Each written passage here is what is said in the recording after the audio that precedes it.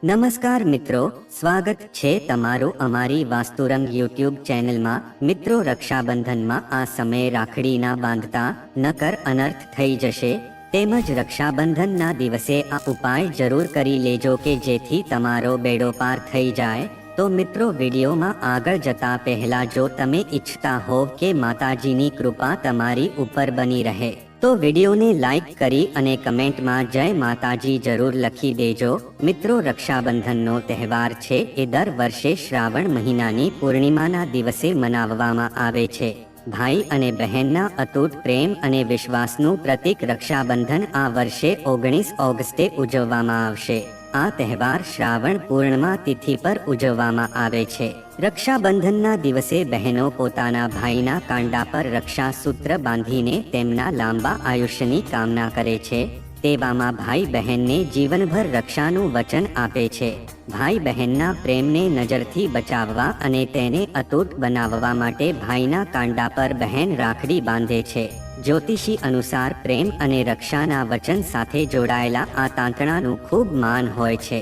રક્ષાબંધન બાદ પણ ભાઈને રાખડીને એમ જ ઉતારી ન દેવી જોઈએ, તેનાથી દોષ લાગે છે। તે ખૂબ જ અશુભ માનવામાં આવે છે।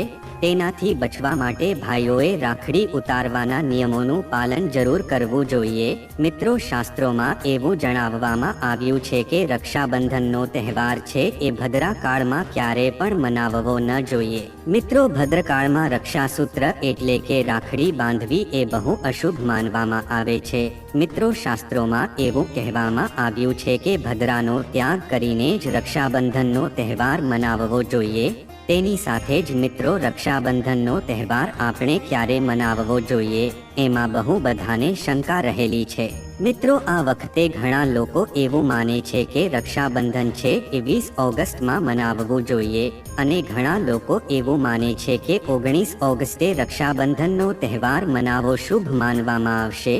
તો મિત્રો, આજે અમે તમને આ વિડીયોમાં એ જણાવશું કે આપણે રક્ષાબંધનનો તહેવાર છે એ ક્યારે ઉજવવો જોઈએ, એટલે કે આપણે ક્યારે રાખડી બાંધવી જોઈએ અને આની સાચી તારીખ કઈ છે એ વિશે પણ આપણે વાત કરીશું। તેની સાથે જ મિત્રો, આજે અમે ભદ્રાકાળનો પણ સમય તમને જણાવશું, કારણ કે મિત્રો, આ વખતે રક્ષાબંધનના દિવસે ભદ્રકાળનો પડછાયો રહેવાનો છે। આથી રાખડી બાંધવાનું શુભ મુહૂર્ત છે તમારે જાણવું બહુ જરૂરી છે। સાથે મિત્રો, આ વિડીયોને આખો જોવા વિનંતી। મિત્રો, રક્ષાબંધનનો તહેવાર છે એ ભાઈ બહેનના અતૂટ પ્રેમ સંબંધનો તહેવાર છે। રક્ષાબંધનના દિવસે એક બહેન છે તે તેના ભાઈના ડાબા હાથે રાખડી બાંધે છે અને તેની લાંબી ઉંમર માટે પ્રાર્થના કરે છે અને ભાઈ પણ પોતાની બહેનની રક્ષા કરવાનું વચન આપે છે। તો મિત્રો, તમને જણાવી દઈએ કે શાસ્ત્રોમાં ભદ્રકાળમાં રાખડી બાંધવાનો તહેવાર મનાવવો એ અશુભ માનવામાં આવે છે। આટલા માટે ભૂલથી પણ ભદ્રાકાળમાં તમે તમારા ભાઈને રાખડી ના બાંધતા। મિત્રો, આની પાછળ એક પૌરાણિક કથા પણ જોડાયેલી છે। આવું કહેવામાં આવે છે કે લંકાપતિ રાવણે પોતાની બહેનને ભદ્રાકાળમાં જ રાખડી બંધાવાઈ હતી અને 1 વર્ષમાં જ તેનો વિનાશ થઈ ગયો હતો।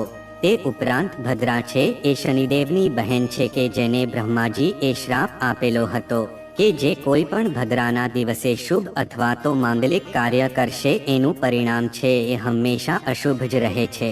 આથી મિત્રો, તમે ભૂલથી પણ ભદ્રાકાળના સમયમાં રક્ષાબંધનનો તહેવાર છે ન મનાવતા। મિત્રો, રક્ષાબંધનના દિવસે બહેનો છે પોતાના ભાઈના હાથમાં રાખડી બાંધે છે અને તેની લાંબી ઉંમરની કામના કરે છે। આટલા માટે જ મિત્રો, આ દિવસે ભાઈ બહેન તે બંનેને નાઈ ધોઈને સ્વસ્થ થઈને જો બની શકે તો નવા વસ્ત્રો પહેરીને પણ એક વસ્તુનું ખાસ ધ્યાન રાખજો કે શુભ અવસર હોય ત્યારે કાળા કપડાં ન પહેરતા। પૂજા પહેલા તમારે પૂજાની થાળી શણગારીને અવશ્ય તૈયાર કરી લેજો અને તે થાળીમાં ચોખા, મીઠાઈ અને શુદ્ધ ઘીનો દીપક તેમજ રાખડી જરૂર રાખજો।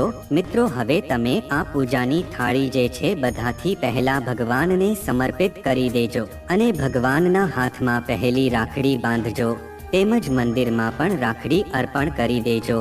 તેના પછી જ મિત્રો, તમે તમારા ભાઈને ઉત્તરની બાજુ મુખ રાખીને બેસાડીને બહેનનું મુખ છે પશ્ચિમ બાજુ હોવું જોઈએ પછી જ રાખડી બાંધવી જોઈએ. રક્ષાબંધનના દિવસે ઘરમાં પૂજા પાઠ કર્યા પછી ભગવાન ગણેશજીને રાખડી અવશ્ય બાંધવી જોઈએ અને પછી અંતમાં ભાઈને રાખડી બાંધવા માટે થાળી તૈયાર કરવી જોઈએ અને ભાઈને સૌથી પહેલા તિલક કરજો અને તેને ચોખા અર્પણ કરીને તેની ઉપર થોડાક ફૂલ પધરાવજો અને પછી તમે તમારા ભાઈના ડાબા હાથમાં રાખડી બાંધજો. તેમજ ભાઈના માટે એવી પ્રાર્થના કરજો કે તે જીવનમાં ખુશ રહે. તેમજ મિત્રો, જો તમે રક્ષાબંધનના દિવસે તમારા ભાઈના કાંડા પર રાખડી બાંધવા જઈ રહ્યા છો તો સૌથી પહેલા તમારે રાખડીની થાળી સજાવવી જોઈએ, જેમાં ચાંદીની થાળી લેવી સૌથી શુભ માનવામાં આવે છે. જો તમારી પાસે ચાંદીની થાળી ન હોય તો એક સાદી થાળી લો અને તે થાળી પર ઓમ અથવા સ્વસ્તિક એટલે કે સાથીઓ બનાવો. ત્યારબાદ તે થાળીમાં અક્ષત રાખો, દહીં રાખો અને દીવો પ્રગટાવો. એટલું જ નહીં, થાળીમાં તિલક પણ રાખવું જોઈએ. તે ખૂબ જ શુભ માનવામાં આવે છે. પછી તમે તમારા ભાઈના જમણા હાથના કાંડા પર રાખડી બાંધો, તેને મીઠાઈ ખવડાવો અને પછી તેની આરતી કરો. આમ કરવાથી ભાઈને લાંબુ આયુષ્ય તો મળે જ છે, પરંતુ તેને કોઈ પણ પ્રકારના સંકટમાંથી પણ મુક્તિ મળે છે. રક્ષાબંધન પર બહેનો ભાઈને ખૂબ જ પ્રેમથી રાખડી બાંધે છે. તેનાથી ભાઈ બહેનનો પ્રેમ વધુ ગાઢ બને છે. તેવામાં ભાઈઓએ રાખડી ઉતારીને ગમે ત્યાં ન મૂકી દેવી જોઈએ. તેનો સંબંધો પર દુષ્પ્રભાવ પડી શકે છે. તેવામાં જો તમારી રાખડી ખુલી પણ જાય તો તમે તેને સંભાળીને મૂકી દો. તેને ગમે ત્યાં ફેંકવી અશુભ છે.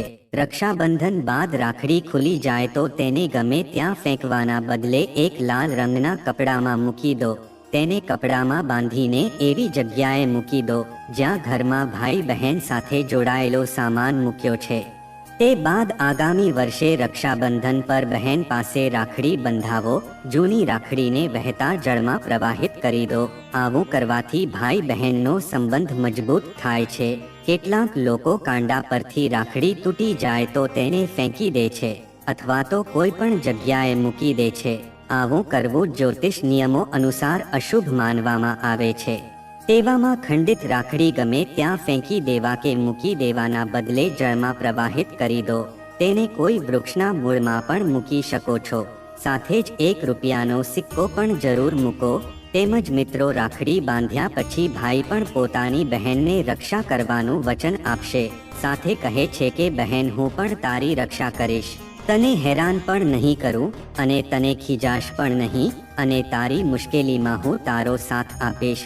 તારી જે પણ ઈચ્છા હશે એ હું પૂરી જરૂર કરીશ અને હું પિતા બનીને બધી જ તારી ઈચ્છા છે એ પૂર્ણ કરીશ અને માં બનીને તારું પાલન પોષણ કરીશ.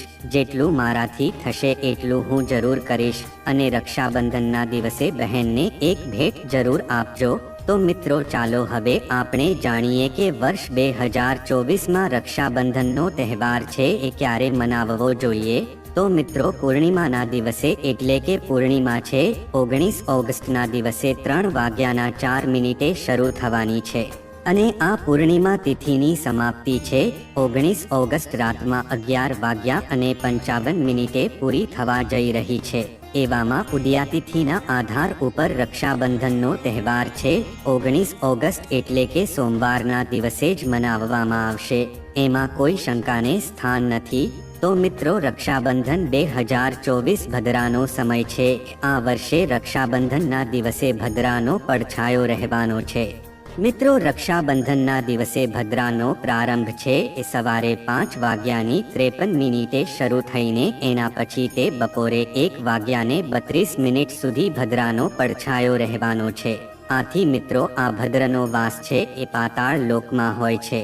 જેમ કે ઘણા વિદ્વાનો એવું કહે છે કે જો ભદ્રનો વાસ છે એ સ્વર્ગલોકમાં તેમજ પાતાળમાં પણ છે તો તે પૃથ્વી ઉપર રહેવાવાળા લોકો માટે બહુ અશુભ હોય છે. આમ તો તેને શુભ જ માનવામાં આવે છે, પણ ઘણા શુભ કાર્યોમાં આ પાતાળની ભદ્રાને નજર અંદાજ ન કરાય. જો કોઈ પણ શુભ અથવા તો અશુભ કાર્યને આપણે નજર અંદાજ ન કરવું જોઈએ. તો મિત્રો, રક્ષાબંધનના દિવસે દિવસ આથમતા પંચક પણ લાગવા જઈ રહ્યું છે. આ પંચક છે એ સાંજે 7 વાગ્યે શરૂ થશે અને બીજા દિવસે સવારે 5 વાગ્યા સુધી રહેવાનું છે. મિત્રો, આ પંચક છે એ સોમવારે શરૂ થશે. આને અશુભ તો માનવામાં આવતું નથી. આ પંચક છે એ શુભ માનવામાં આવે છે. તો મિત્રો, હવે આપણે જાણીએ કે સૌથી મહત્વની વાત એ છે કે રક્ષાબંધનનું શુભ મુહૂર્ત છે ક્યું છે. તો મિત્રો, 19 ઓગસ્ટના દિવસે રક્ષાબંધનનું મુહૂર્ત છે બપોરે 1:30 થી શરૂ થઈને રાતના 9 વાગ્યા સુધી છે. એ દિવસે ભાઈને રાખડી બાંધવા માટે 7 કલાક સુધીનો સમય મળી શકશે. તો મિત્રો, આ વાતનું ધ્યાન રાખજો કે ભદ્રાકાળમાં રાખડી બાંધવાથી હંમેશા ઘર પરિવારનો વિનાશ જ થઈ જાય છે. આટલા માટે મિત્રો, ભાઈને આ ભદ્રાકાળના સમયમાં ક્યારેય પણ રાખડી બાંધવી ન જોઈએ. જો આ ભૂલ કરશો તો આખું ઘર છે એ બરબાદ થઈ જશે. લંકાપતિ રાવણ છે એને પણ આ ભદ્રકાળમાં જ રાખડી બાંધવામાં આવી હતી. આથી આખા રાવણ કુળનો નાશ થઈ ગયો હતો. આથી મિત્રો, શુભ મુહૂર્ત જોઈને જ રક્ષાબંધનનો તહેવાર છે એ મનાવવો જોઈએ. આને બહુ શુભ અને મંગલકારી માનવામાં આવે છે. મિત્રો, આ સમય થોડો કઠિન જરૂર છે, પણ જો શુભ મુહૂર્ત જોઈને કામ કરશું તો ભાઈ બહેન માટે આ સમય બહુ શુભ રહેશે.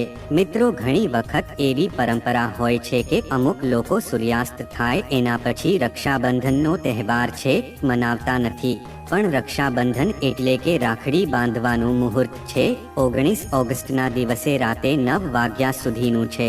તો આમાં તમે સૂર્યાસ્તના સમયે પણ રાખડી બાંધી શકો છો. કારણ કે મિત્રો, આ સમય શુભ મુહૂર્ત છે થવા જઈ રહ્યું છે અને આપણને શુભ મુહૂર્તની બહુ આવશ્યકતા હોય છે. પછી શુભ મુહૂર્ત છે એ રાતમાં હોય કે દિવસમાં પણ હોઈ શકે છે. આથી મિત્રો, શુભ મુહૂર્તના સમયે ભાઈને રાખડી બાંધવાથી ભાઈને બહુ બધો ફાયદો થાય છે. તેને શુભ ફળની પ્રાપ્તિ પણ થાય છે. આવી બહેનનો ભાઈ છે એ જ્યાં પણ જશે એના માટે બધી જ વસ્તુ શુભ બની જશે અને તેની પ્રગતિ થઈ જશે. આવો ભાઈ છે એ લાખો કરોડોમાં રમી શકે છે. એ ભાઈને પાસે સુખ, સમૃદ્ધિ અને ધન પણ આવવાની શક્યતા વધી જશે. તેમજ રાહુ દોષ, પિતૃદોષ, મંગળ દોષ અને નજર દોષ બધા જ દોષો છે એ ભાઈથી દૂર રહેશે. પણ તમે રક્ષાબંધનના દિવસે ભાઈને કાળી રાખડી ન બાંધતા, એને અશુભ માનવામાં આવે છે. ભાઈના હાથ ઉપર હંમેશા લાલ રંગની જ રાખડી બાંધવી એ બહુ શુભ માનવામાં આવે છે. મિત્રો, રક્ષાબંધનના આ પાવન અવસર ઉપર ભેટમાં બહેનને ચાકુ અથવા તો છરી આપણે ક્યારેય ભેટમાં ન આપવું જોઈએ. આનાથી જીવનમાં નકારાત્મકતાની બહુ ઊંડી અસર પડે છે. આવા સમયમાં મિત્રો, બહેનને સફેદ કપડું પણ ભેટમાં ન આપવું જોઈએ. તેમજ કોઈ ચપ્પલ કે બૂટ પણ ભેટમાં ન આપવું જોઈએ. તેમજ મિત્રો, ભેટમાં આપણે દક્ષિણા અથવા તો સુંદર ભેટ જ ભેટમાં આપવી જોઈએ. મિત્રો, ધર્મશાસ્ત્ર અનુસાર એવું માનવામાં આવે છે કે બહેનને રાખડી બાંધવા માટે ભાઈના ઘરે ખુદ બહેનને જવું જોઈએ. તેમજ મિત્રો, શાસ્ત્રો અનુસાર અને વેદ પુરાણ અનુસાર એવું માનવામાં આવે છે કે જે બહેન છે એ રક્ષાબંધનના દિવસે ખુદ ભાઈના ઘરે જાતી નથી અથવા તો ભાઈ બહેનના ઘરે આવે છે તો એ બહેનને દોષ લાગી શકે છે.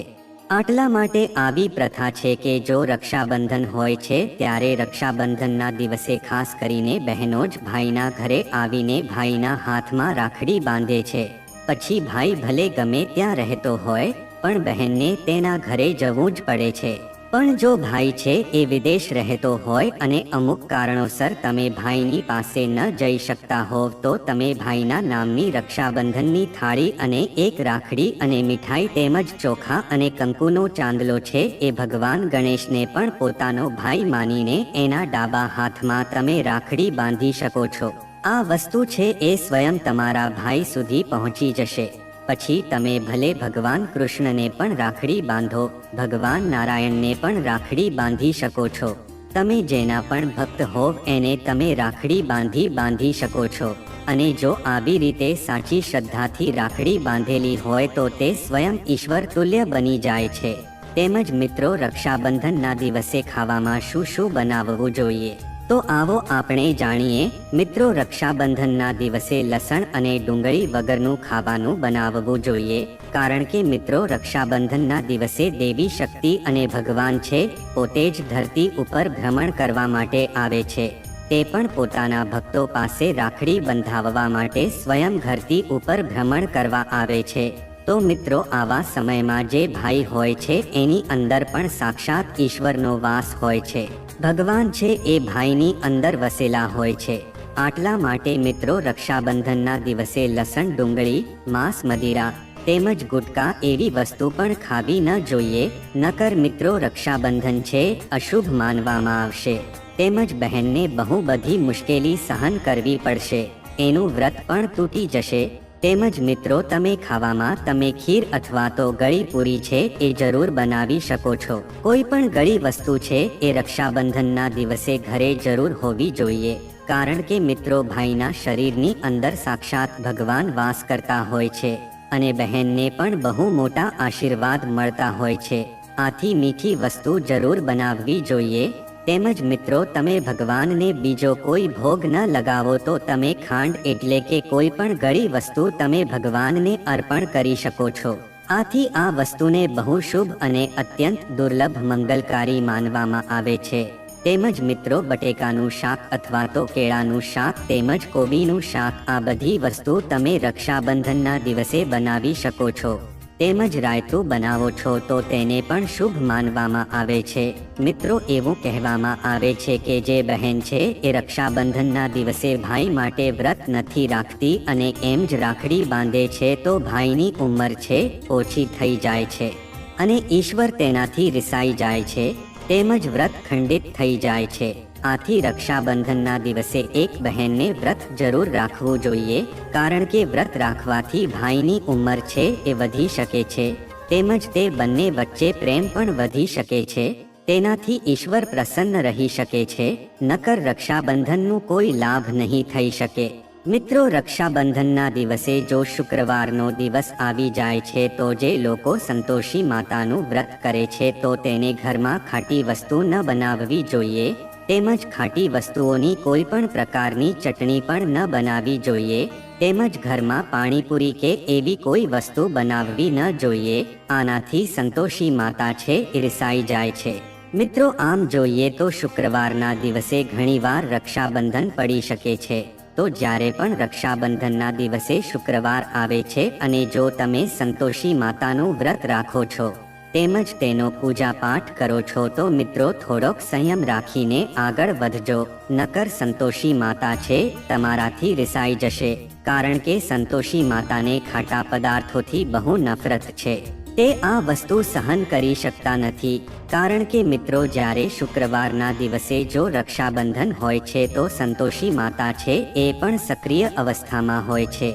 તે સ્વયં ધરતી ઉપર પધારે છે. કારણ કે શુક્રવાર છે એ સંતોષી માતાનો વાર માનવામાં આવે છે. આટલા માટે આ નિયમ તમારે જરૂર અનુસરવો જોઈએ.